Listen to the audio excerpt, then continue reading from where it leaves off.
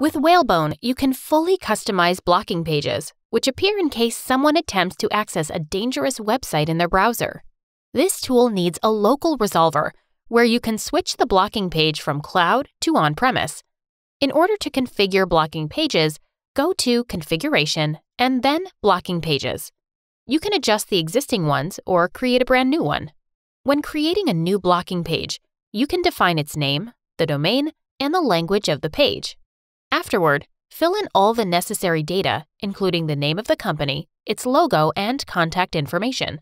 Naturally, you can change the information later on. If you want to do so, use the magic stick or edit directly into the HTML code.